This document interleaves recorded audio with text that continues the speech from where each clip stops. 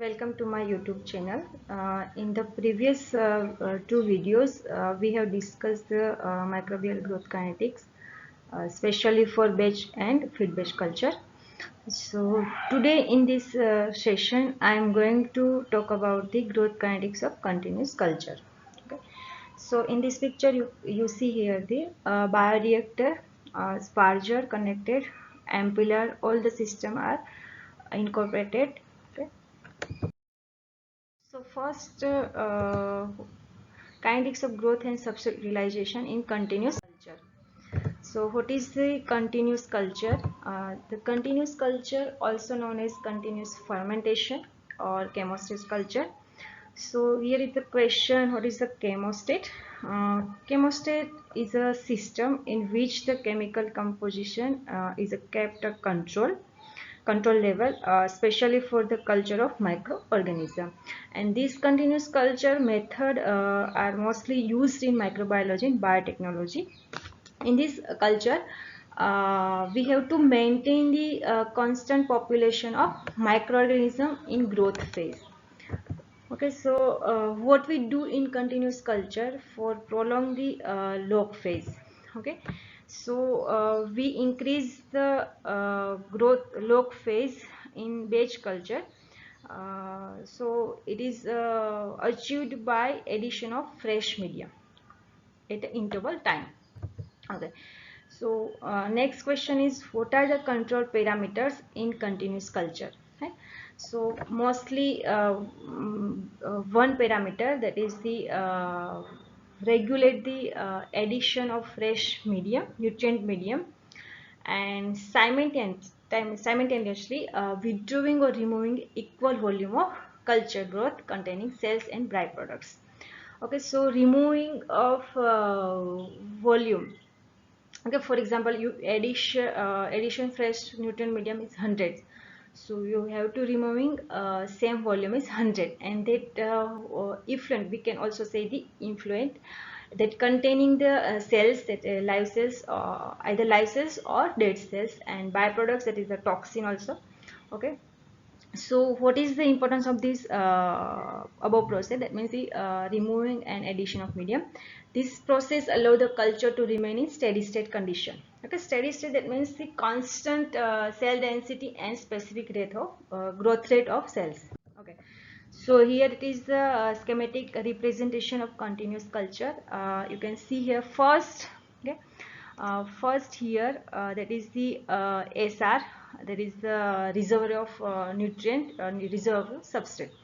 Then it is the pump, fix it, and this is our bioreactor or fermenter. Okay, and that is the waste receiver.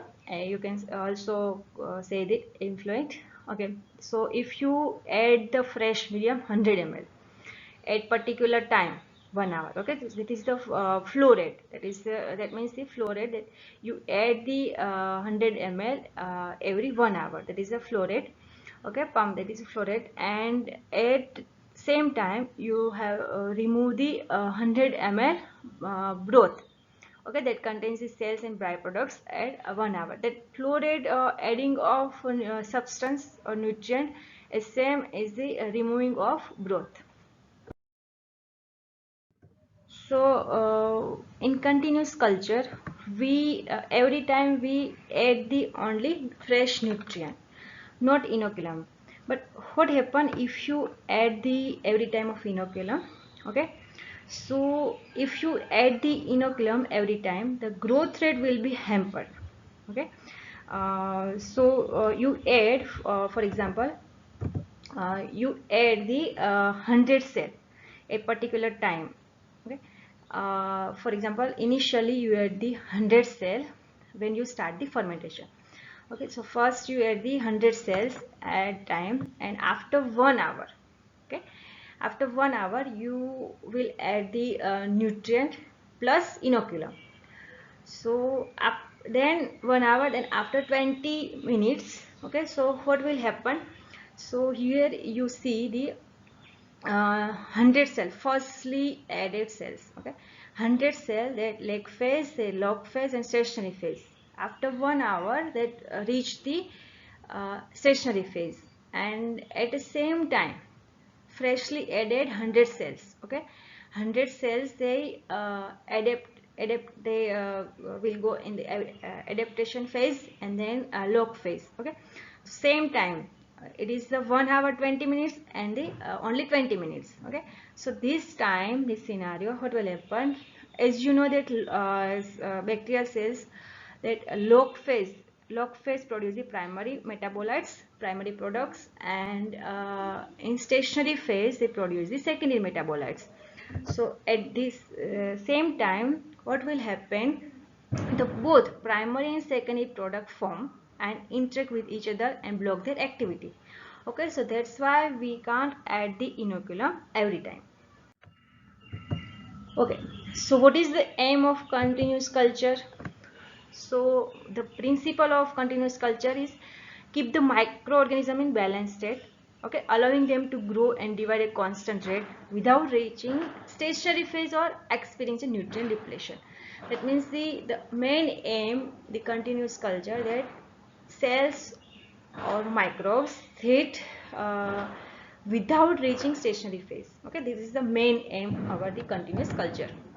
Now, if medium is fed continuously, so first is suitable growth rate you achieved. Okay, steady state is eventually achieved by the suitable growth rate. Now, formation of new biomass. Okay, so new biomass culture is balanced by the loss of cells from the vessels. Okay, so new biomass every hours or every interval you get the new biomass by adding the fed continuously of fresh media.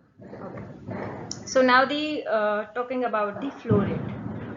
So determine the dilution rate in continuously culture. You can use the following step. First, okay, so first measure the flow rate. How would you measure the flow rate?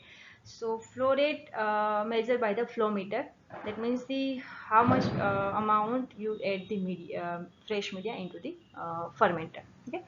Now second is calculation the dilution rate. It is the very important into the when you talk about continuous culture. So what is the dilution rate? So dilution rate is calculated by dividing flow rate of the fresh nutrient medium and volume of influent. Okay, so D is equal to F upon E. Okay, F is the flow rate. Okay, F is the flow rate, how much media you added at a particular time, and E is the volume of influent. So dilution rate, for example, dilution rate is usually expressed units per hours or reciprocal time. Okay. So next is now converted dilution rate into specific growth rate. How would you calculate the dilution rate onto the specific growth rate? So for example, the dilution rate is equal to the specific growth rate, okay, in continuous culture when the culture is steady state condition. Okay, when the culture is in steady state condition, then the dilution rate is equals to the uh, growth rate. Okay, if the steady state condition not in their fermentation, then fluctuate the dilution rate, and also the specific growth rate also fluctuate. Okay, therefore we apply the mu is equal to D. Okay, here it is important to note that the calculation assume the culture is steady state condition. Steady state condition, that means cell density and specific growth rate remain constant over time, as discussed in earlier slides. Okay. So the next is net changing in cell culture concentration. Okay. So as the culture adjusts and enter the log phase, okay, so the specific growth rate increase. Okay. So let's assume that the specific growth rate at this phase is mu is equal to 0.5 per hour. It is the specific growth rate. And the dilution rate D of the bioreactor is set to match the specific growth rate. So D is equal to 0.5 per hour as well. Okay. Okay. This balance condition allow the culture to maintain constant population density over time. Okay. So in the log phase, okay, as you know, the bacterial cells divide and reproduce rapidly. Here we take the example. For example, if the initial population density is 1 into 10 raised to power 6 cells per ml. Okay, when you inoculate initial population density, inoculum size. Okay, so the growth rate and its growth rate is 0.5 per hours, means that the population density will double every hours. Okay, so after 1 hour the population density will be 2 into 10 raised to 6 cells per ml.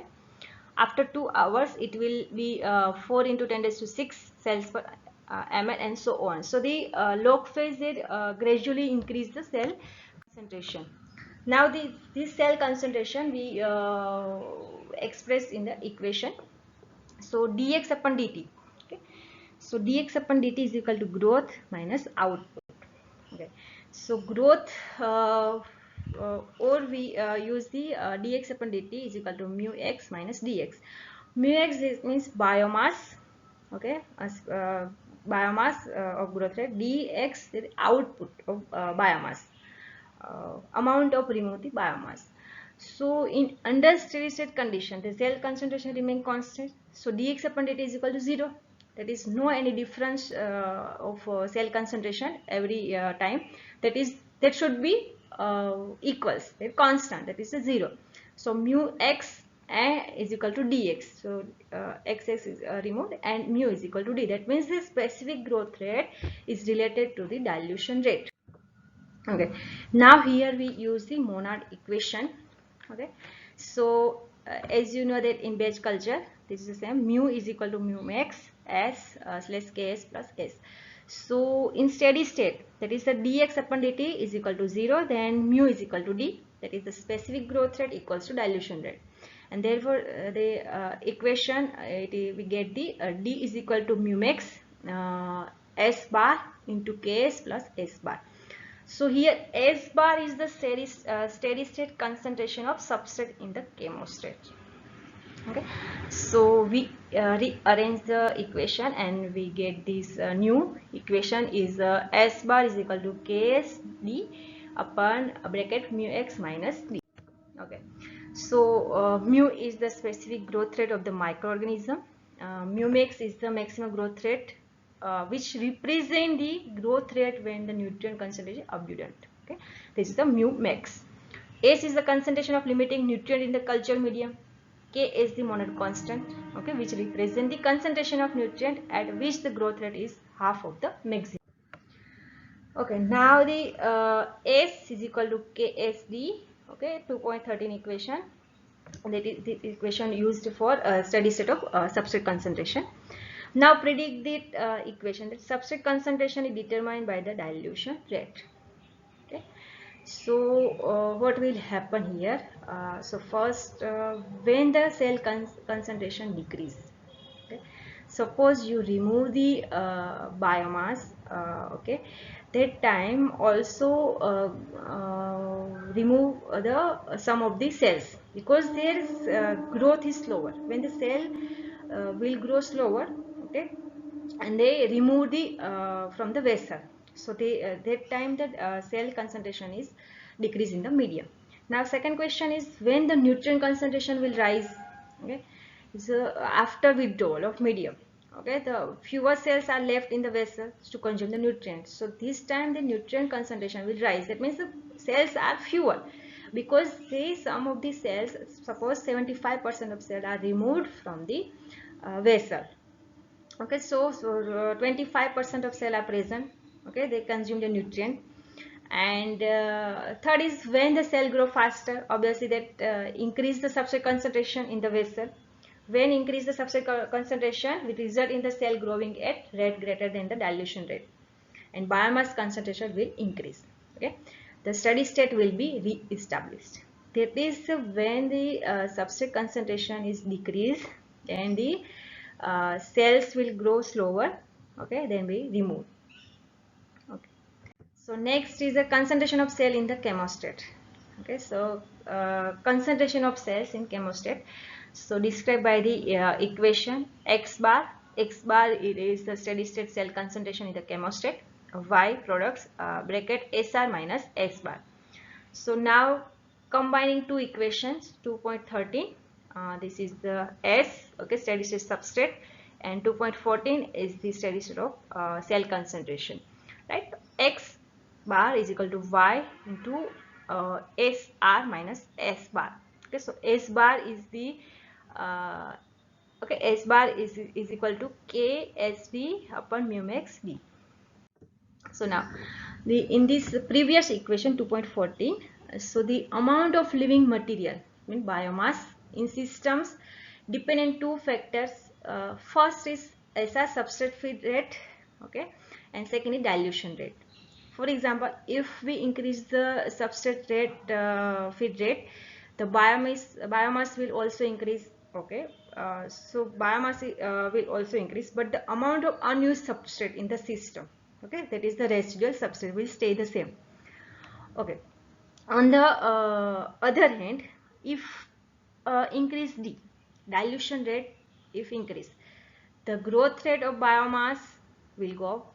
Okay, this means that the new balanced state there will be more, because unused substrate to support the faster growth. Okay, here the residual substrate is left in the system, that new cells, cells, they use this unused substrate and grow the faster. Okay, so this is all about this today's video. I hope this will help you. Thank you.